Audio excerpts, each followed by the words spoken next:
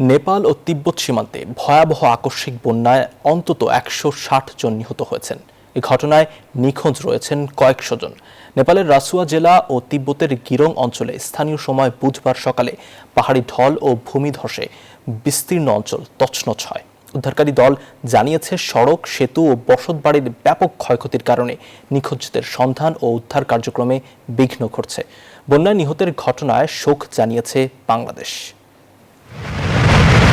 নেপাল ও তিব্বত সীমান্তে ভূমিকম্পজনিত বরফ ও শিলাখণ্ডের ধসের কারণে উজানে নদীর প্রবাহ স্বাভাবিকভাবে বেড়ে গিয়ে ভয়াবহ বন্যা পরিস্থিতি সৃষ্টি হয়েছে।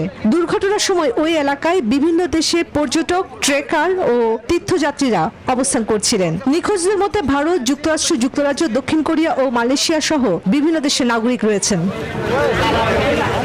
নেপাল, চীন ও ভারতের উদ্ধারকারী বাহিনী যৌথভাবে তল্লাশি অভিযান চালাচ্ছে। তবে দুর্গম ভূখণ্ড, কাদা এবং অব্যাহত ঝুঁকির কারণে উদ্ধার কাজে বড় ধরনের চ্যালেঞ্জ তৈরি হয়েছে।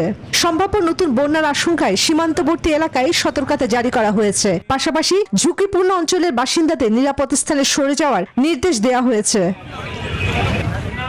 এদিকে দুর্যোগের প্রভাব পড়েছে সীমান্তের ওপারে চীনের তিব্বতেও। রাষ্ট্রীয় সংবাদ সংস্থা সিনহুয়া প্রতিবেদনে বলা হয়েছে, তিব্বতের গিরং কাউন্টিতে নেপাল থেকে সৃষ্ট ভূমিধসের ঘটনায় প্রাণহানি ও ব্যাপক ক্ষয়ক্ষতি হয়েছে।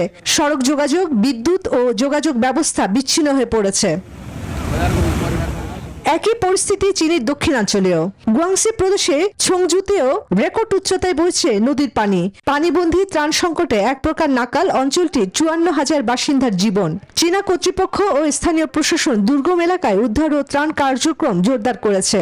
সামাজিক যোগাযোগ মাধ্যমে প্রকাশিত ভিডিওগুলোতে দেখা গেছে, হিমালয় অঞ্চলের পাহাড়ি উপত্যকা দিয়ে প্রবল স্রোতে কাদা মিশ্রিত পানি নেমে এসেছে সড়ক, অবকাঠামো ও বসতিতে ব্যাপক ক্ষয়ক্ষতি ঘটিয়েছে।